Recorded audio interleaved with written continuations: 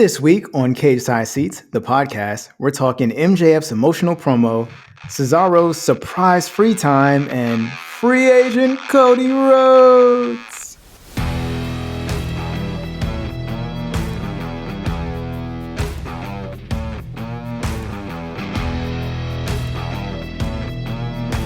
Welcome to CageSide Seats, the podcast. We don't have a good name, but we do have great opinions. I'm your host, Stella Cheeks, and with me, as always, is my co-host, Marcus Benjamin. Hey, people, and hey, Stella. How you doing? I'm doing good. It's so fun that we record on Thursdays because when there's like a really good AEW Dynamite on Wednesday nights, I feel really hyped to talk about wrestling. Yeah, imagine if we recorded this on Tuesday. It'll be a rough night. Yeah, Dynamite. I love when Dynamite is dope. That's just good for everybody. It's there are very few episodes. I don't actually think there's an episode of Dynamite I haven't enjoyed. There's definitely been ones where I've been like, okay, this is a standard wrestling show and it's good. Exactly. It's not bad. Doesn't make me want to pluck my eyeballs out like half of NXT 2.0, but it's like, it's just wrestling. But there have been a couple episodes recently where I've just been like, I want to fight a bear. Or you want to drink blood now. Yeah, that's what it is. I want to drink blood with Jon Moxley and then fight a bear with Eddie Kingston. yeah. Eddie's the man. John's the man. The show, and that's the other thing. I don't think it's a coincidence that Dynamite found its consistency once Eddie and John came back. Like that's and a certain somebody left, but we'll get to that later. Let's talk about the news. Before we start recording, big waves happening in the wrestling world. Cesaro's contract expired and they could not reach a mutual agreement. No new negotiation. Claudio is now a free agent. Not only is he a free agent, but there is no 90-day because the contract expired. I am hype. Right. He could go anywhere he wants now and do whatever he wants as of today. Whenever you're listening to this, Cesaro could show up at wherever this weekend. He could show up at Dynamite on Wednesday if he wanted. He could show up at Revolution next weekend if he wanted.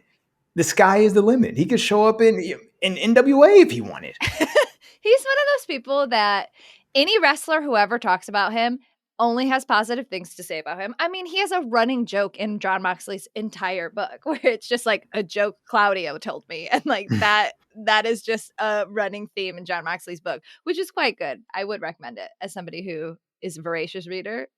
I promised myself I would never read a book written by a wrestler, and I broke that promise. And if you're going to read one book written by a wrestler, I would say read Jon Moxley's book. So you didn't read The Rock's book or Mankind's book back in the day?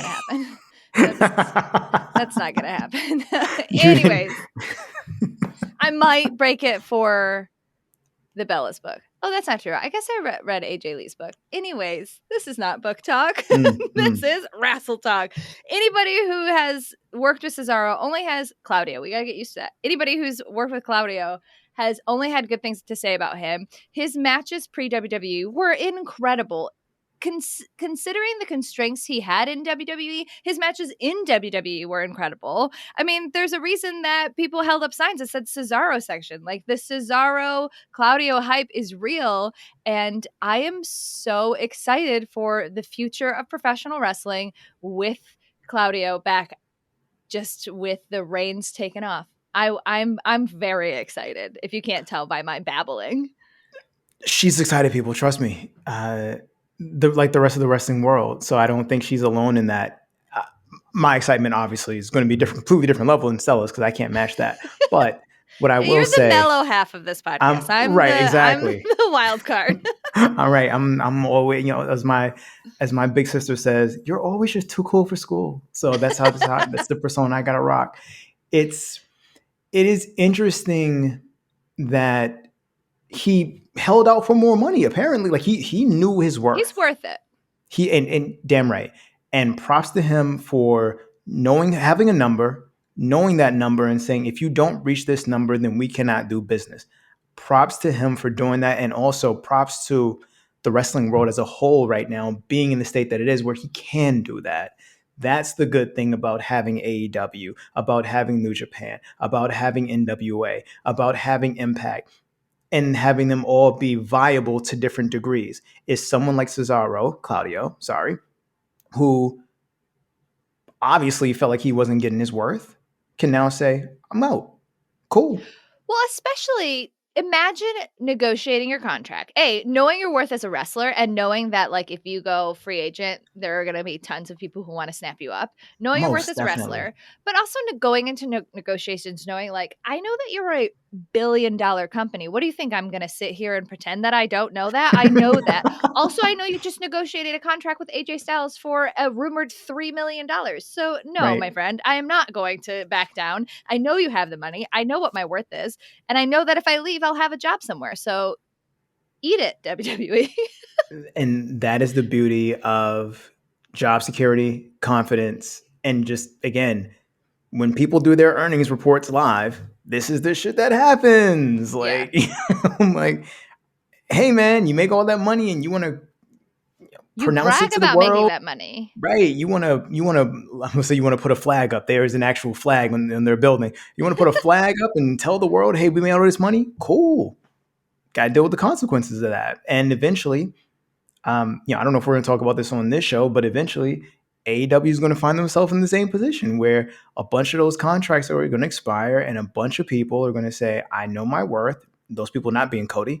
And they're going to be like, what's up, Tony Khan, TK, pay me, baby. And if they don't get what they think what they're owed, they're out. And that's kind of it.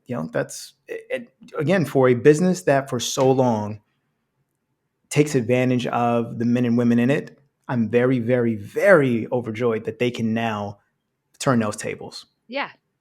And I don't think, I know a lot of naysayers will say, well, like, oh, this is just the same stuff that happened in WWE and WCW where they were just trading back people and they were throwing around money and it was just like, who can pay the biggest check, blah, blah, blah. And like, to some extent, yeah, I guess. But also, I think it honestly has more to do with people being really keyed into the state of wrestling and being keyed into what fans actually want. Like, the big difference between the like Monday Night Wars is Twitter and social media and like constant feedback didn't exist, and constant feedback exists now. So like, not only do the wrestlers know this is my worth as a wrestler, this is my worth as a human being, there are other companies that will pay me X amount of dollars, but I also know what kind of wrestling people want to see, and I can go do that somewhere else. And I think that that is a big game changer that we don't talk about a lot. A lot of people like to crap on social media, and I get that there can be a really toxic element to it, but there is also a positive side to it, and I think that this is an element of that.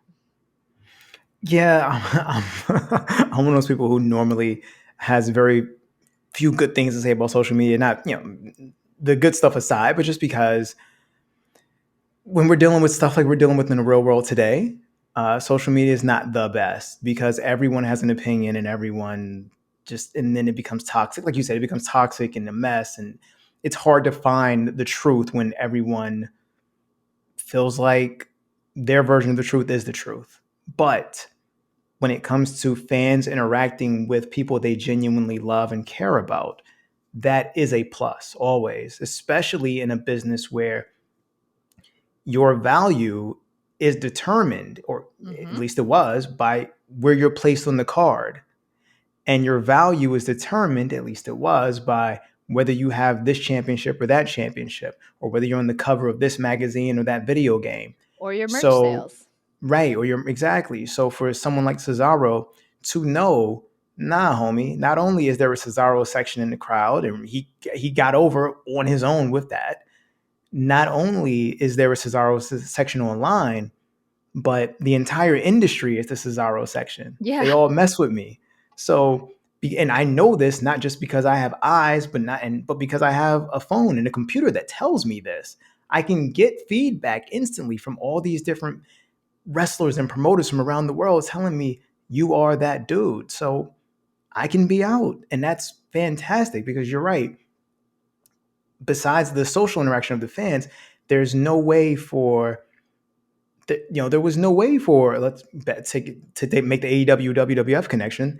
there was no way for Chris Jericho to know at the time, as a WCW wrestler, that WWF was interested in him while he was just doing whatever he could to survive in WCW.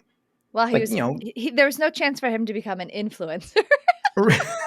there was right, like he couldn't be Le Champion, you know, but like none of that. He had to just cut WCW and hope for the best, as opposed to knowing he had a spot to land and knowing that it was going to work. Like it's a completely different atmosphere.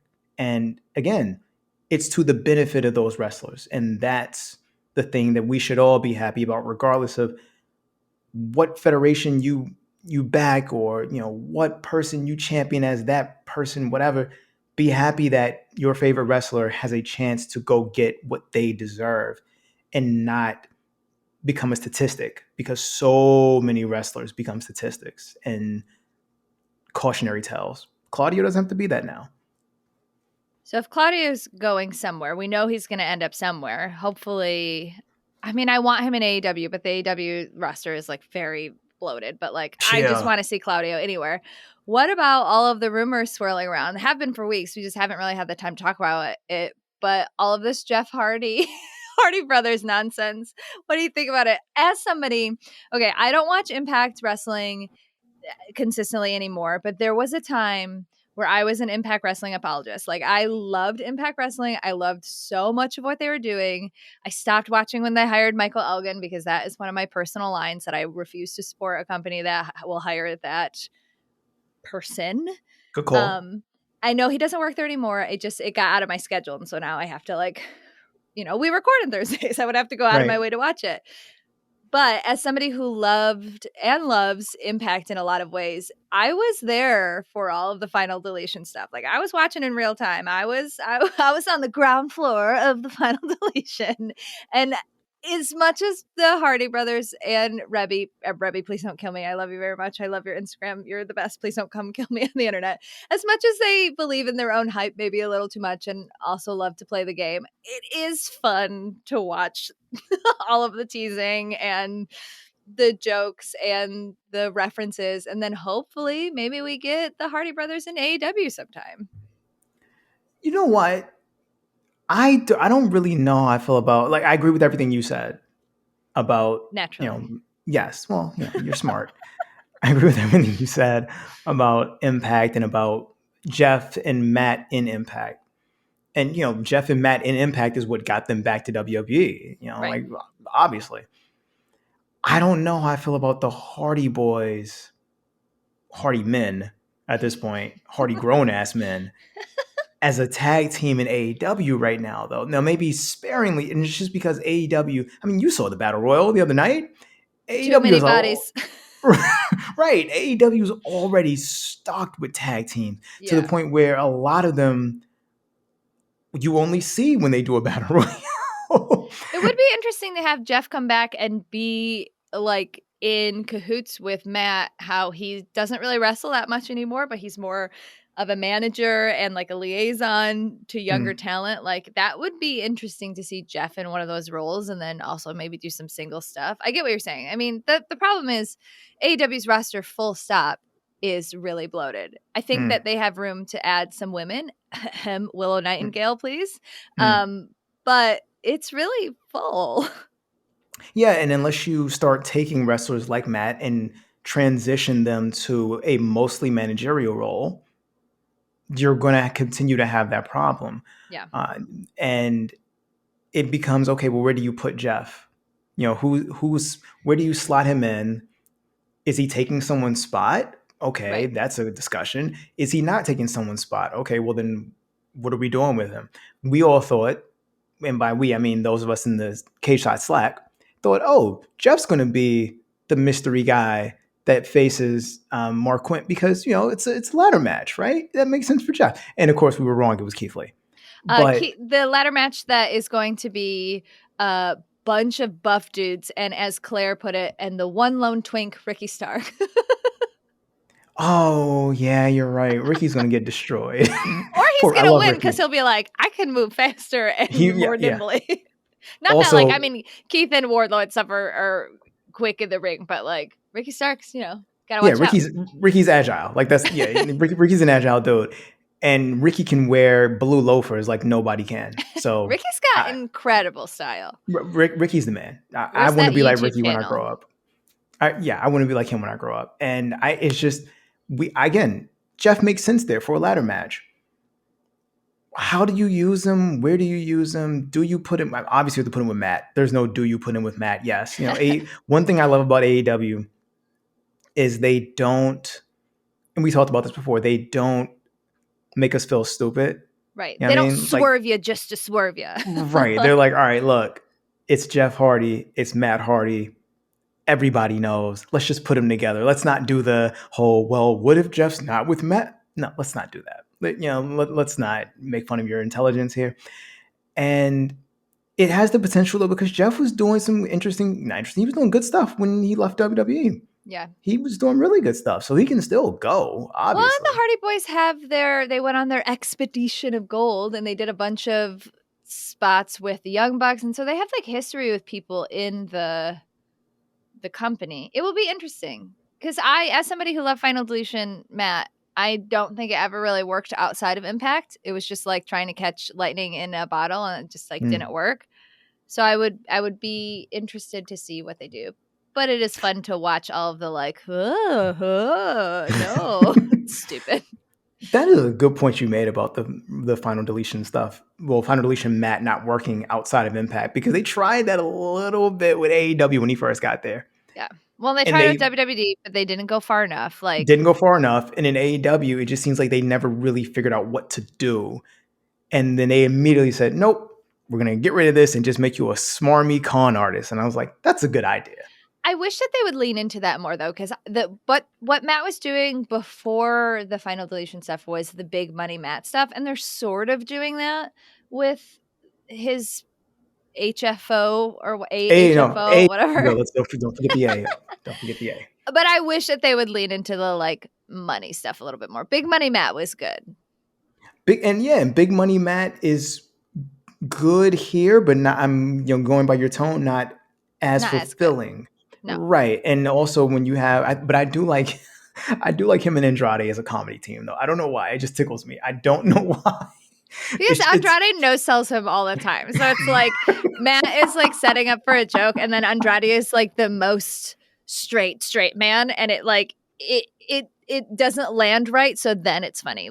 It not landing right is the joke, and that works. Right. He's like, are you going to tag in Mark Quinn when you go win the TV title? I don't need help. I'm going to win the title. He was like, oh, I'm sorry, it was just a joke. Andrade took him dead serious. Like, why am I asking for help, bro? Come on.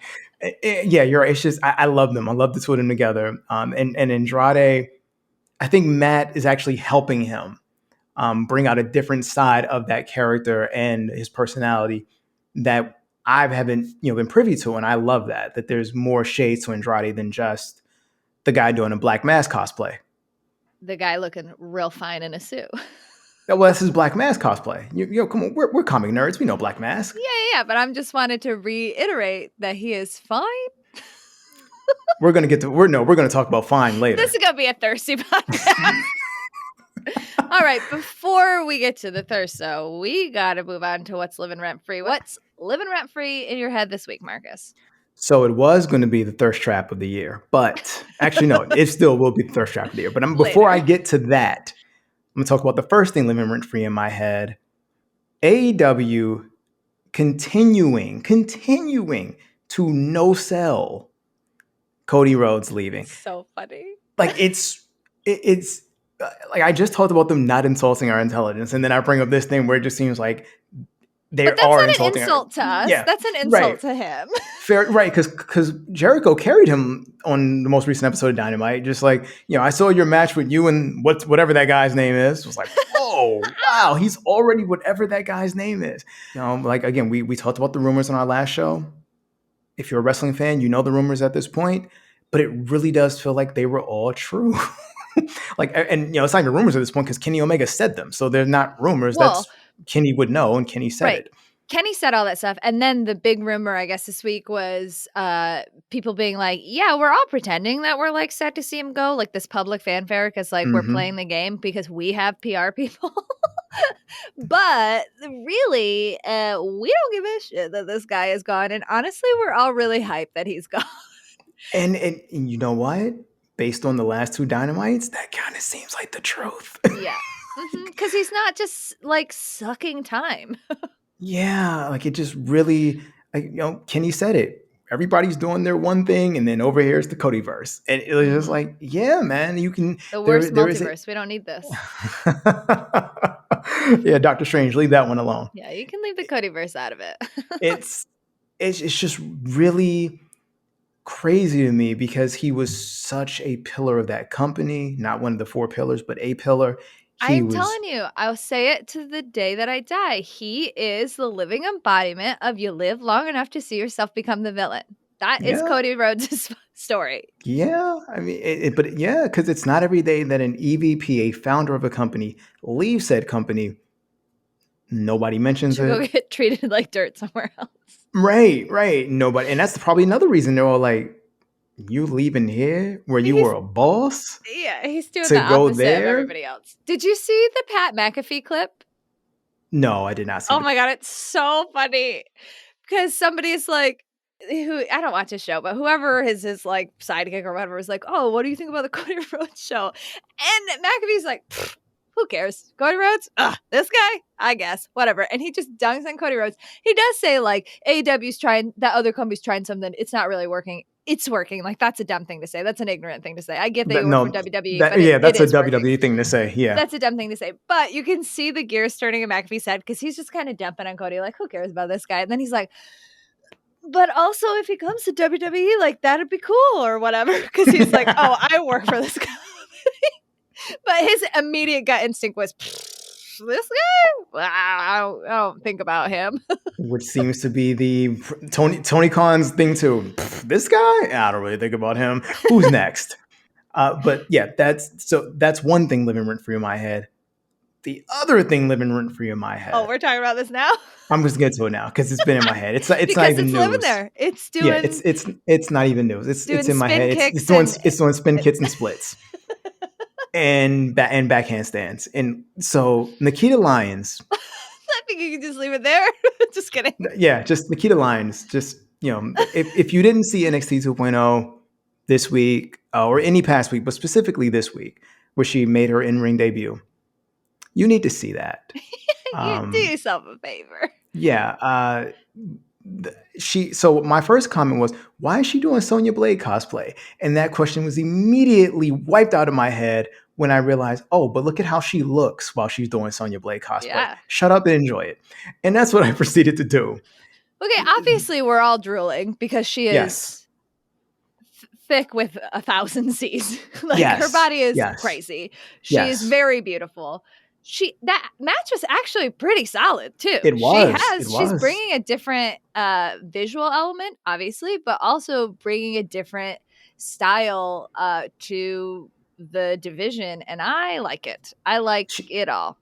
She has except a different for the singing. energy. I'm not a huge fan of the singing. We've talked about that. The singing and the rapping, we should leave that alone. But the rest of it can stay. Like it's almost like this is the version of Toxic Attraction that actually makes sense and doesn't feel like male gaze. Right, because when you look at that outfit to me and the way that she presented it and the way that she the way that she wrestled, specifically wrestling with some more like sexual elements or like sexiness infused into her moves, like the split and stuff, it feels like it came from her. And like it felt very natural. Like I just dress like this. I move like this. And as somebody who watched her on WoW and who watches her on her Instagram, I watch her on Instagram also. Yes, she does just move like that. She does dress like that. She does present like that. So it feels really, really natural. And it feels like, yeah, of course, wrestling is just my personality turned up to 11. This is my personality.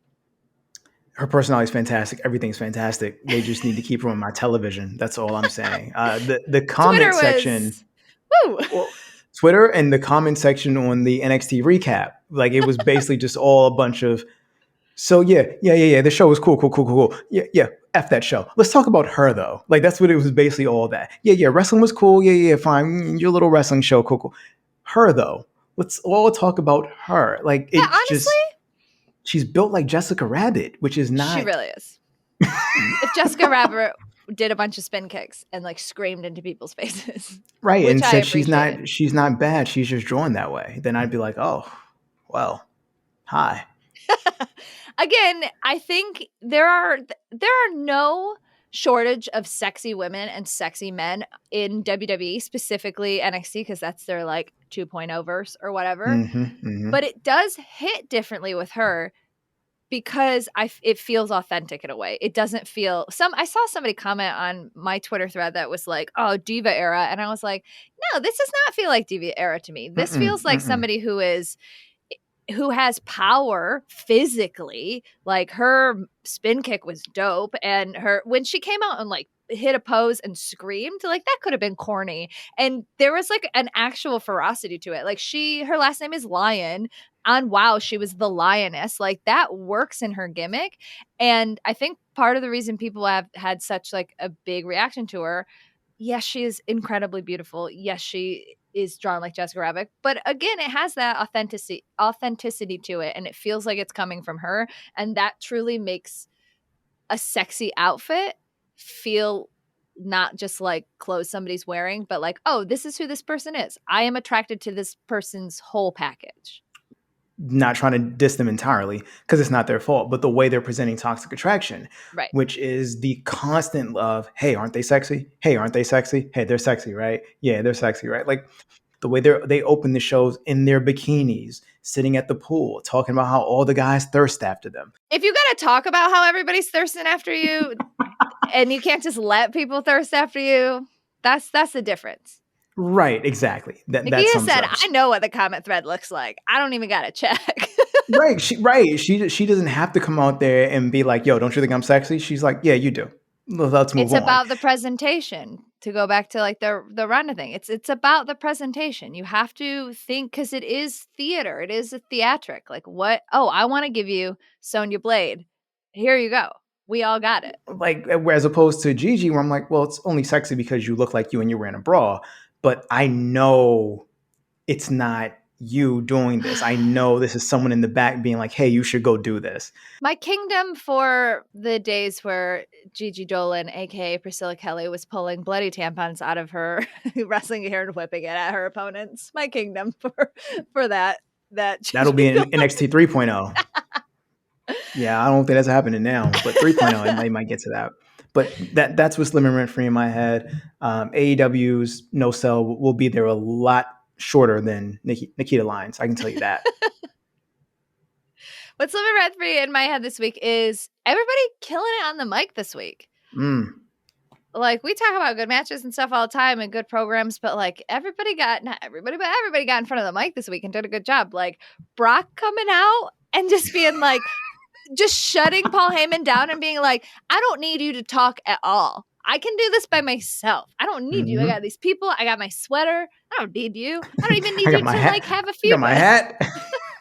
I loved that. Like Paul Heyman started like introducing himself and Brock was like, no. We don't need any of this. That was great. I love this Brock Lesnar so much. He is just footloose and fancy free, living his best life. It is a joy to watch. It's so weird to be like, it's so joyful watching Brock Lesnar, but it's fun. He is the best part of WWE right now. He is very fun. He's finally, in my estimation, living up to the hype. And that's what I was going to hit at. You saying all that made me realize something that I never thought about until now. Brock's actually added subtle changes to his character every single time he comes back.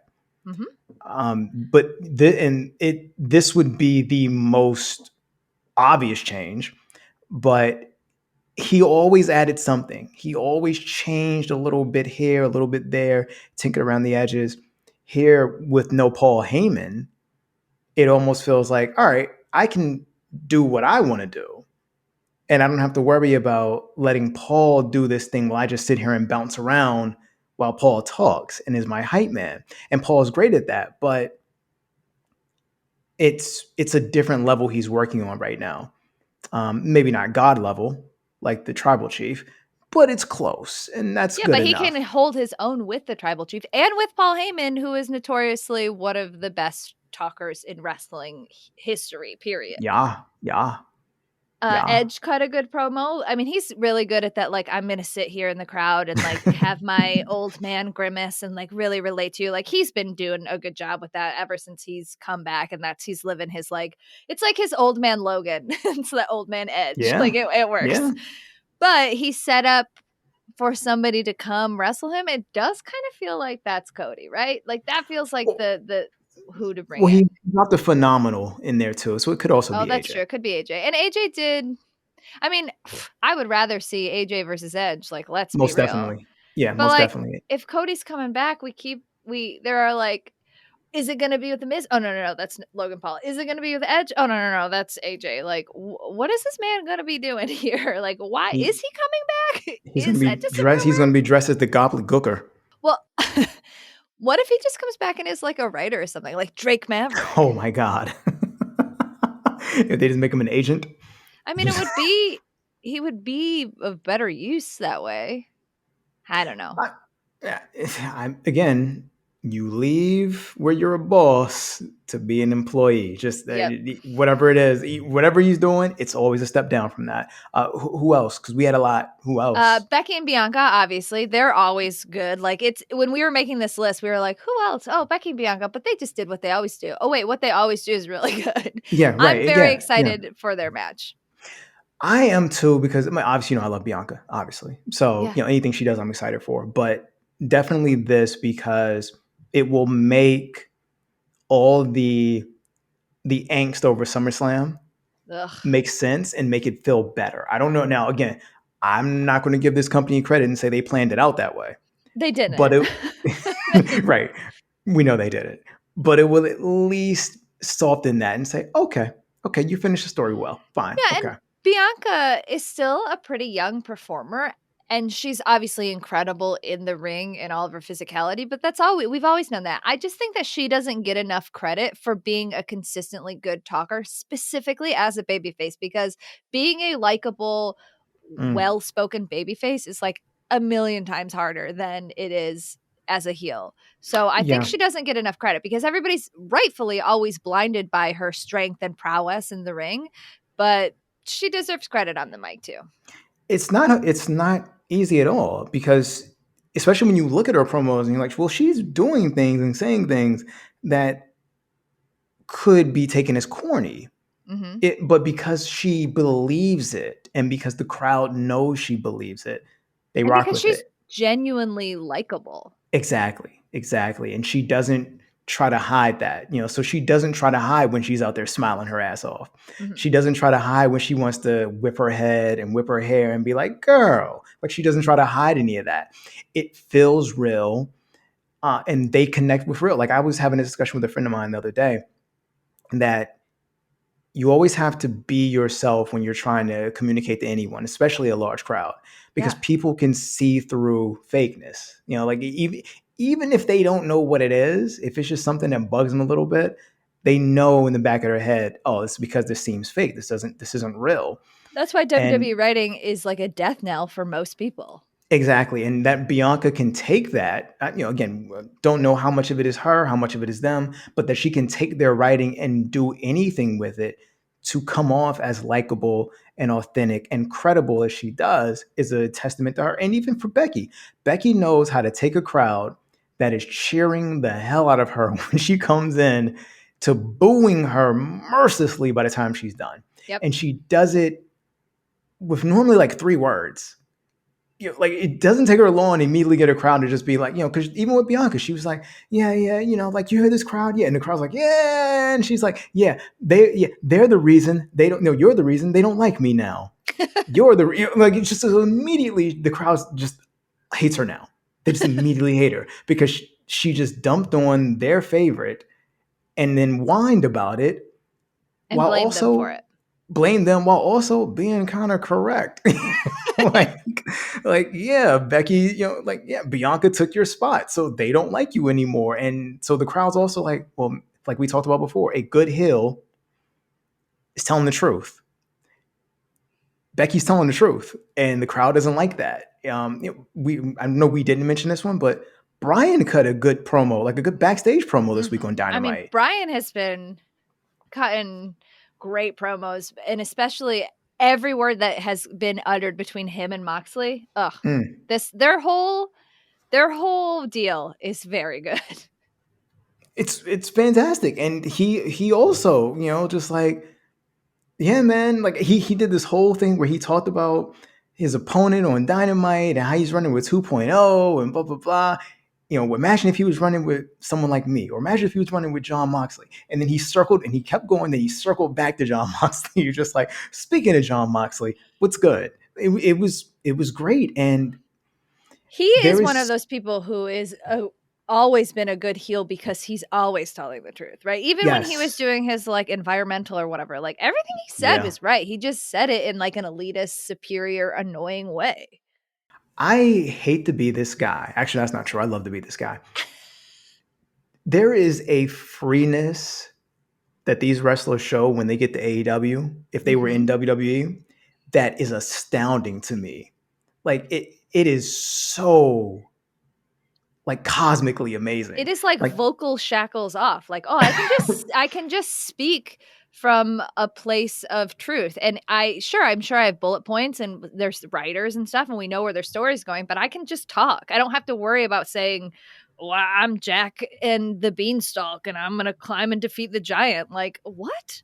Yeah. I'll never forget that. I will never forget that promo where I already did, like, apparently. Apparently I already did. What happened? It was a really long time ago where Roman was like talking about how he's like a giant killer and he was like, oh, I remember now. Oh my God. Okay. There you go. And stuff. And I was like, no. Yeah, I remember that one, the suffering succotash one he did. Yeah, it's just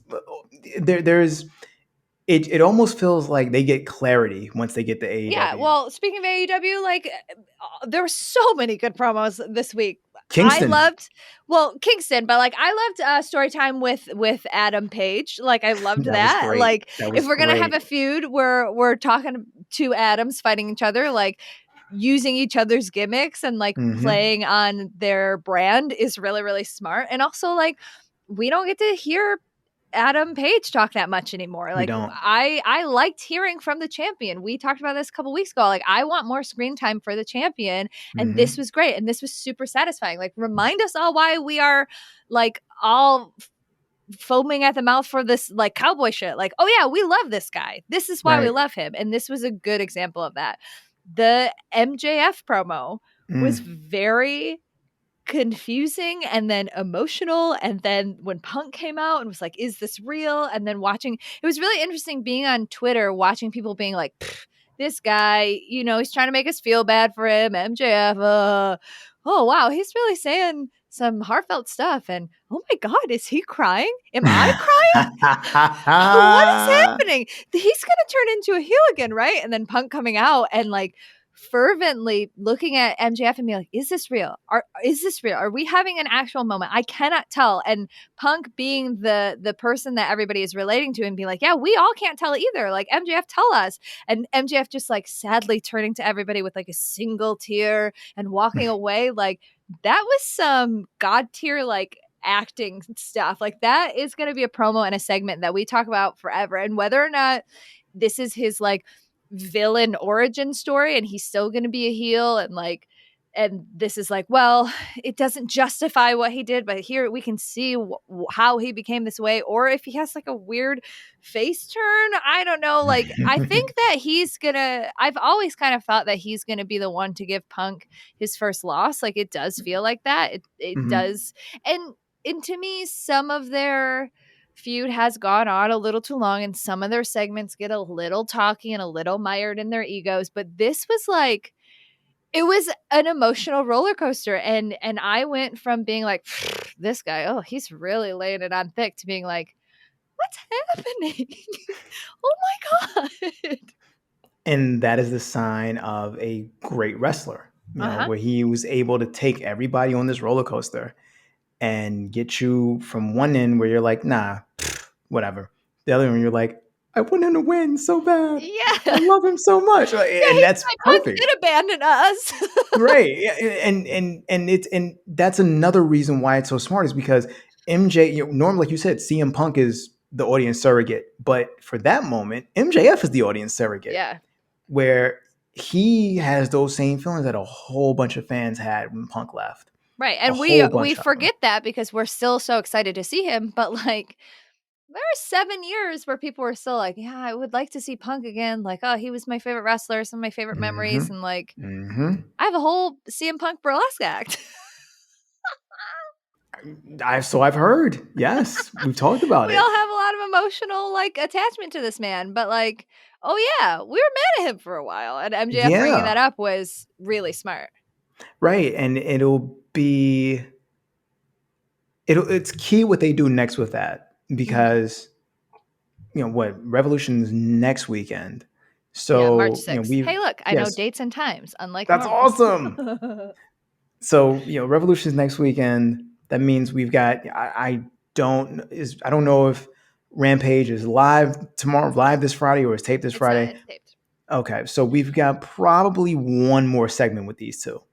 How do they bring it home before Rampage after that? That's the next question. And normally I wouldn't worry about that with AEW, but because this thing's gone on for so long. Yeah. I think we don't see MJF next week, and I think we hear from Punk, where Punk is like, I'm so confused and conflicted, and I think Punk maybe accidentally gets people to boo for him, and then we walk into Revolution where the audience is like, who do we cheer for? I think would be smart. And I also think it for the match itself, this throws Punk off a little bit. Like he doesn't really know how to attack this guy now because he thought he was dealing with one guy. He's actually dealing with this other guy. And that's, MJF's a jerk. So of course he's going to use that to his advantage, as he should. That's what heels do. That's why some people root for the bad guys in the movie. So I love it. Like I think it's really, really dope and fun. It's more fun when you get the audience to question their allegiance. That's what a great villain does.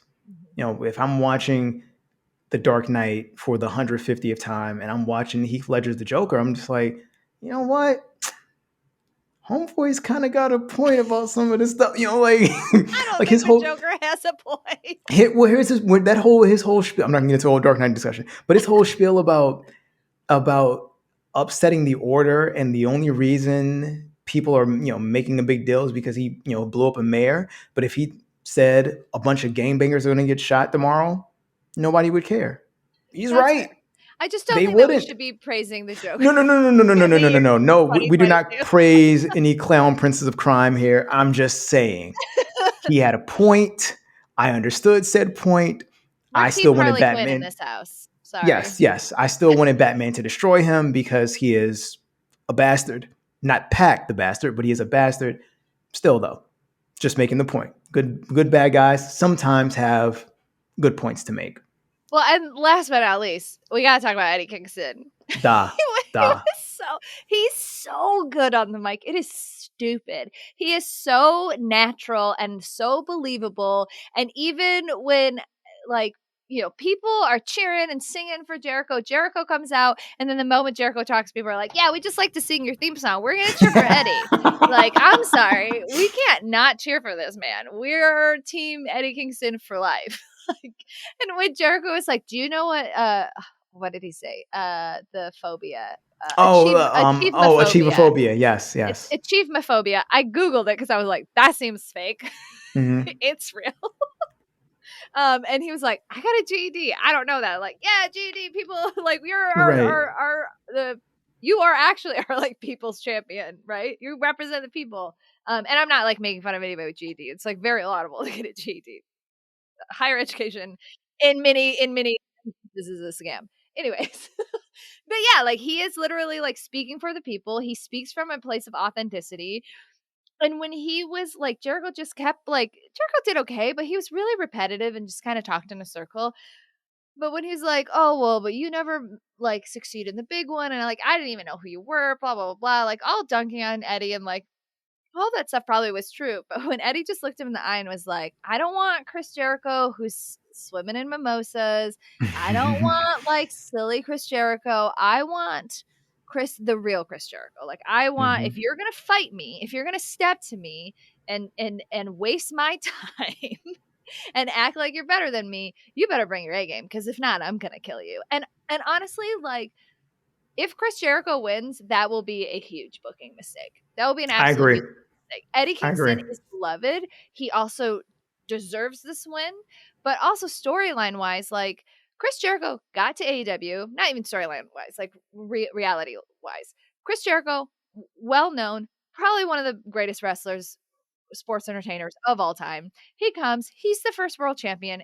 That did make sense at the time, especially because we got this like epic run to finally get, Cinderella story with Hangman Page. Like, it was the right call. He did bring eyes to the company. He has been a pivotal point in the company for a really long time, but AEW doesn't need Chris Jericho the way that they used to. They are an established company with established talent. Like, it makes sense that Inner Circle is breaking up now because Sammy's, got the TNT belt. He doesn't need it. Nobody cares about Jake Hager. Santana and Ortiz are going to be tag team champions sooner rather than later. And Chris Jericho has done the groundwork, and now Chris Jericho needs to exist where he's helping to put people over. And honestly, nobody deserves a win, a big win, more than Eddie Kingston. And that is what Jericho's role should be from now on, frankly.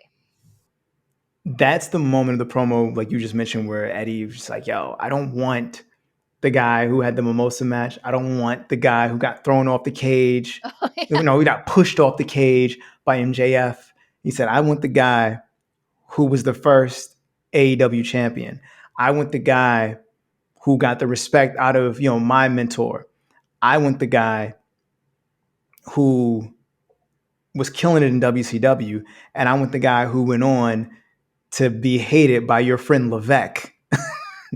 And then he said, if you don't bring that guy, I will eat you. Like, he whispered to him, the way you whisper on a microphone, and just said, I will eat you alive. And it's Jericho at this level, at this point in his career, at this point in his career, isn't that guy. He can't compete with that. Right.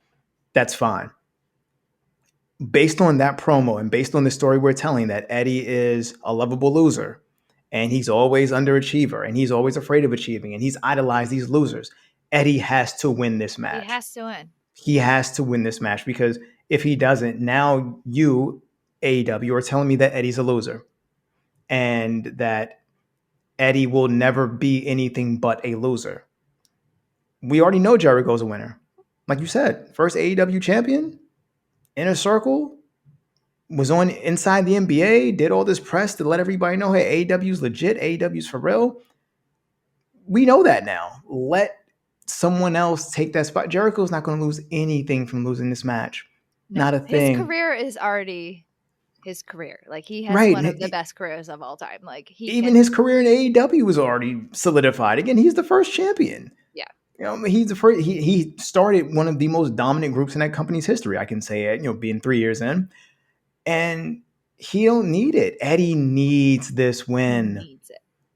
Like, needs it more than he needed to beat Miro, which he didn't do. But more than that, like, he needs this one, and this will really put him in a different stratosphere within AEW. Like, he's already, from my mind, and my eyes and my ears, Eddie's already the most popular wrestler in AEW outside of Hook, obviously.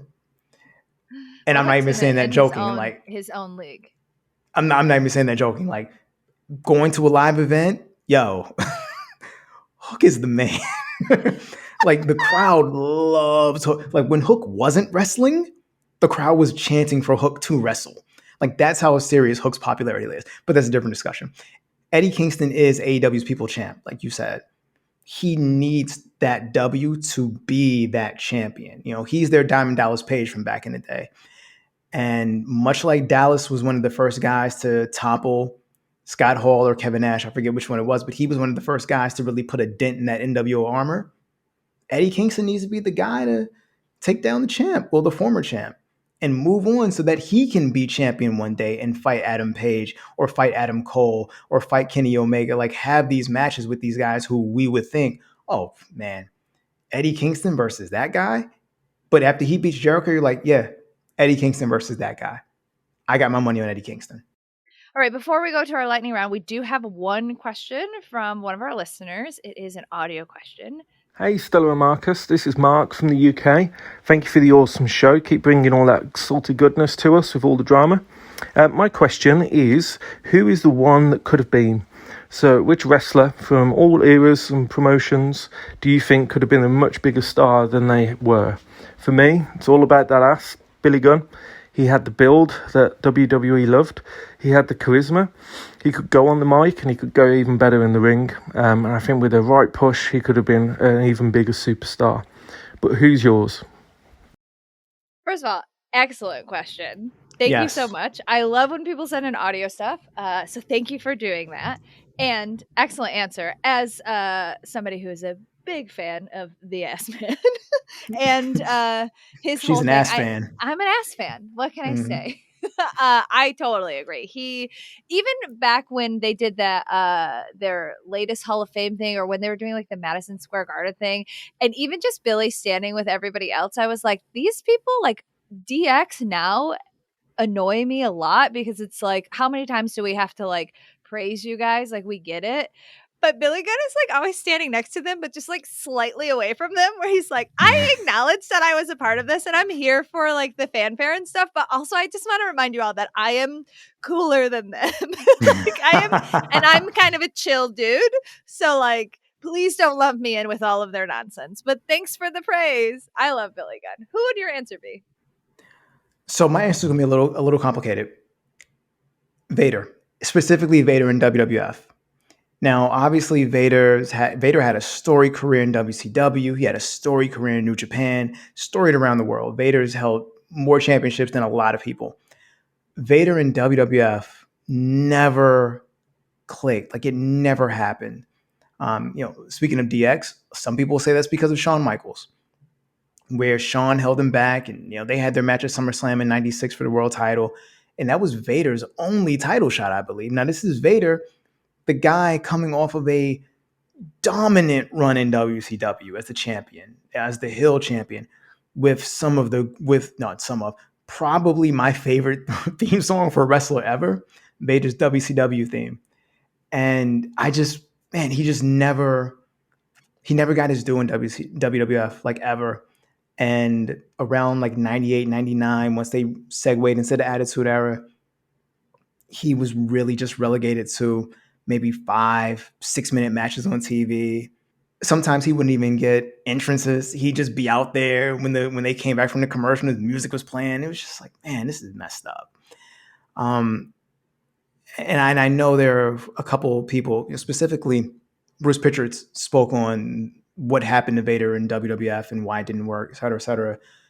But man, like, that's just a miss to me. That's a huge miss, because this is the dude who could do everything, and he could talk, he could move, he was as big as he was, and he was agile and he was just the man. Like, Vader's whole thing was he's the man. He was the man. It was always Vader time, and yeah, sucks. My answer, I have two answers. One is also kind of a cop-out because she was really lauded, but my answer is Paige, because while she did get a lot of accolades, she still existed as a female wrestler really in the diva era, right? Like, she broke through that a lot in the same way that like AJ Lee did, but like AJ Lee and Paige never really got to wrestle in they didn't get to wrestle in the like hashtag give divas a chance era. Paige kind of did, but then she got really, really hurt, and she might not ever be able to wrestle again, despite rumblings that maybe she is like secretly cleared. I want to know what Paige, like frankly a wrestling prodigy, looks like when she's allowed to just like go, right? I want to know what that Paige looks like, and I think it sucks a lot that we didn't get that due to like an injury. My other answer, which is hopefully about to become untrue, is Buddy Murphy / Buddy Matthews. Like, he is such a slept on talent. He is so talented. Like, just thinking about some of his 205 Live matches, especially his stuff with like Ali, like, He is so crazy talented. He's decently good looking. Like, he's not my cup of tea, but like, he's like a good looking dude. He's got Sorry, a that's just good funny. body. He's got a good body. What? Like, I can't he's just be throwing decently. that out. I can't just be saying all like semi-attractive white dudes are hot. Like, they're not. They're just semi-attractive white dudes. Like, he's fine. One day when But I grow up, I he's hope to be not a semi-attractive repellent. white man. He's not repellent. He's got a good body, and he is decent on the mic, and he's flipping insane in the ring. He's so good at wrestling, and I'm so excited that he premiered in AEW this week, even if he is with the Kings of the Black Throne or whatever the hell they are. Like, I don't know. Malachi Black was cool to me until WWE, and then I was like, I can't take this guy serious anymore. And also, I think he's one of those people that believes this hype too much. Anyways, I'm still excited to see Buddy Matthews. I want to see him go. I want to see what he can do, because his stuff in 205 Live was just, there was an era, a sweet spot in 205 Live where like Pac, aka Neville, and Mustafa Ali and Buddy Murphy / Matthews, like they were just putting on these insane matches. Like PWG style stuff, like stuff that you like buy the battle of that you buy the like Bola DVDs to see. Like they were so good, and I'm really excited to see him. So hopefully my grumbling will be turned into something that we can praise in the future. But thank you so much for your question, Mark. If you want to be on the podcast, remember you can email us. We'll answer questions right now. But if you want to hear your voice on our podcast, like, you know, Mark set a high bar because he's got like an awesome accent. I mean, he's British, can call man. in. So you're never going to, unless you're British, you're never going to top what Mark just did. You know, so you just accept that you're going to be second, third, fourth, or fifth best because Mark probably took all those spots. Just saying. All right, let's hit up a quick lightning round. What is the one thing that we didn't talk about that you want to talk about before we wrap it up? Dolph Ziggler versus Ciampa from NXT 2.0. Fantastic match. It was real good. Just so, like, we talked about this, but Dolph Ziggler is really good. I hate giving that man credit because he annoys the crap out of me, but man, he's such a good wrestler. He's such a good wrestler. Right, same. Also hate giving him props, but good Lord, it was really hard not to. And Ciampa's no slouch either. Like, let's not act like he didn't do anything. But their match, their main event match on NXT 2.0 this past week for essentially a shot at the NXT title was phenomenal from front to start. Clearly, this is a better fit for Dolph. Yeah. To be in this, to be in NXT, where he's going to really get a chance to show main everything. Event. Well, obviously you can main event. He can. It's going to be a big challenge for Braun. I'm not saying that in kayfabe it's going to be a challenge for Braun. I mean, like, just from a wrestling standpoint, it's going to be a big challenge for Braun to hang with that dude. And I'm really curious as to what kind of match they're going to put together, because Ciampa and Dolph are very similar body types. Right. And they can do similar things. Braun is a big dude. He ain't doing all that stuff. Yeah, but Ziggler is used to wrestling like big dudes, right? Like, that is the secret sauce that Ziggler has. Ziggler can sell for anybody. He is the best seller in wrestling, frankly. He is like a ridiculous cartoon sometimes, but it's also believable. Like, he's a good in-ring storyteller. He tells a compelling story with his wrestling, not just with his characters talking, which, like, I find deeply insufferable. But when he gets in that ring, he is incredible. Yeah, because mostly his character when he talks is just, I'm really good. His character is, I'm a failed stand-up comedian. Watch me do a super kick. Oh, okay. So that's the other thing about that. I was able to acknowledge the greatness of his match while still being annoyed at his Shawn Michaels cosplay, which has been my knock on Dolph Ziggler forever. That he is just Shawn doing. Michaels. He's your Kane. And you shall not ever come at the king like that. Like, and I loved when Shawn, on an episode of SmackDown, however many years ago it was, called Dolph out for that.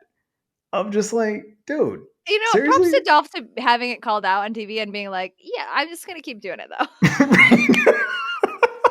To the point where this week, he was wearing, like this past week on NXT, he was wearing, like, you know, his tights were zebra print. And he had a symbol on, you know, on the butt. And I was like, this dude. And then he finished the match with a super kick. I'm like, this dude. He loves to double down. And part of me, the Aquarius in me, is always like, you know what, man? I applaud you doubling down because that's what we do. The Shawn Michaels super fan of me is like, nah, dude, cut it out, stop, no, no. And while I'm speaking of Shawn, yes, Shawn was in the news for some terrible things this week. I'm a fan of Shawn Michaels wrestling, not always a fan of Shawn Michaels the person. So let's Yeah, get that I'm correct. afraid of the demon Kane. Yeah. I'm not out here being like, I love the mayor of Knoxville. Who will also be in, he will be at the Hall of Fame introduction also, remember that.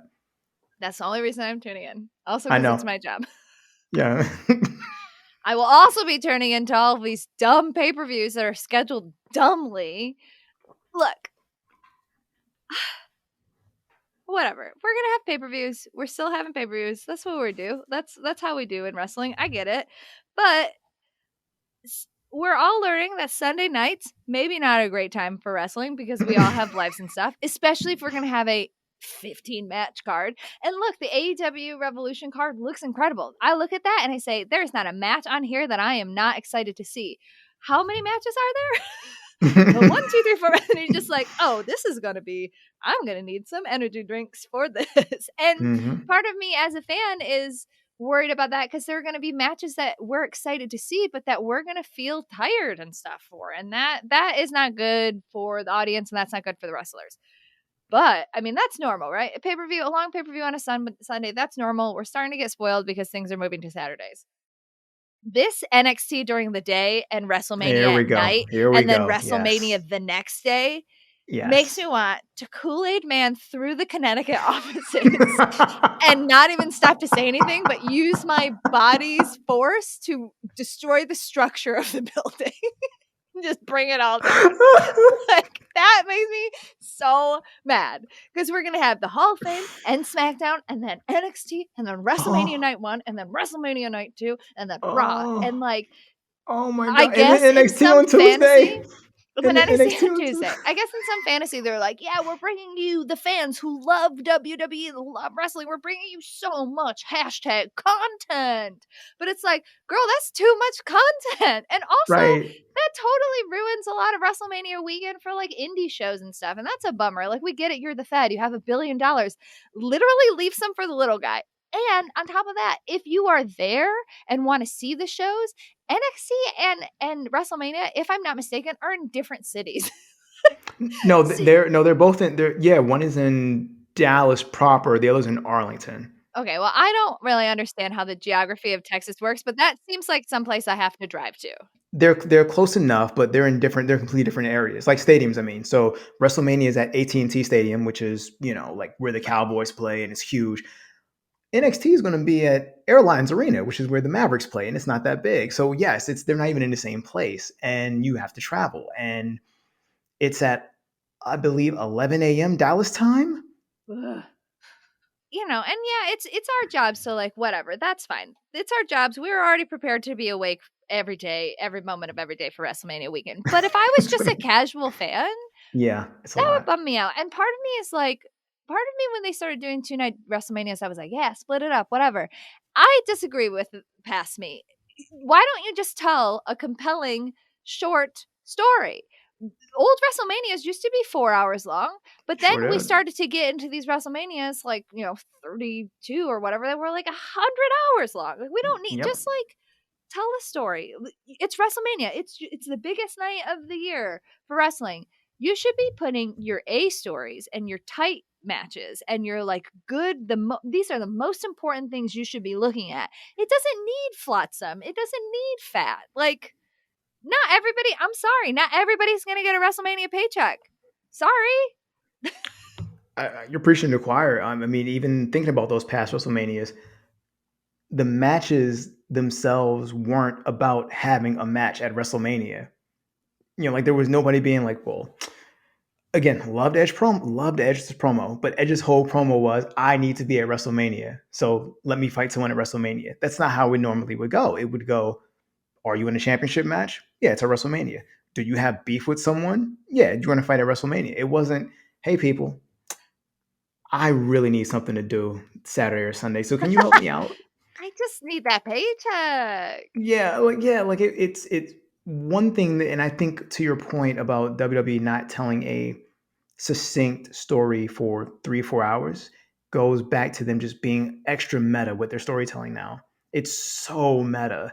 And because it's so meta, it's easy to just be like, oh, well, let me bring in Logan Paul because he's a star. Oh, I'm Edge. Let me complain about not having a match, so I'll get a match. Oh, I will give a KO pass and to Johnny Knoxville, though. If Johnny Knoxville wants to be at well, WrestleMania, that would I be will yeah, give him that'd a be fair. pass. That'd be fair. I'd be down for that. KO and Seth Rollins. We want to be at WrestleMania. We want the We're a tag team tag titles team now. now.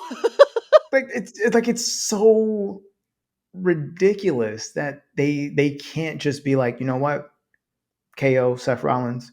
Sorry, we didn't do anything better for you throughout the majority of the year. Sorry, or just do what Bayley did last year, where Bayley showed up, showed out as a personality. She was on I the miss mic. She Bailey was the so host. much. Yeah, I do too. I I miss really Bailey do. so much. I really do. She was one of my favorite things of WrestleMania last year. She's one of my favorite things in wrestling, and I miss her a lot. Good point. Good point. But yeah, long story short, I agree with you. It's a mess, and not for us. You know, like whatever, man. Cool. But just as a person who wants to see all the wrestling, if I'm in Texas that weekend, that sucks. It feels like one of those things of WWE being like, we hate our fans. Give us money. Yeah, pretty much. Yeah. And even Stand and Deliver might be kind of dope. But, it's at 11 a.m. in the morning. And now I'm No. thinking about That's the perfect time for a pay-per-view. All pay-per-views should be at 12 p.m. on a Saturday, and they should be 4 hours long max. But see, I'm not thinking about for us. I'm thinking about for the people there. Like 11 a.m. in the morning, they're someone, like you, maybe they're just waking up at 9 or 10. Yeah, but Like, I don't know. you get up, you have a cup of coffee, you say hi to your spouse, you get in the car, you go to WrestleMania, you have a nice time, you go out, you get some afternoon drinks, and then you're home in time for bed at 9 p.m. That seems great. But, hey, if anyone is going out there and you have your own opinions of this whole trek that you have to do in Dallas WrestleMania weekend, let us know. Do you agree? Do you disagree? Are you down for the whole, I got to see everything, man. I'm going to Stand and Deliver. I'm going to WrestleMania Saturday. I'm going to WrestleMania Sunday. I'm going to the Hall of Fame. Like, are you down for all of that? And you're going to Raw? Or are you like us where you're just like, you know what, man? Maybe that's a little too much. Maybe just a tad.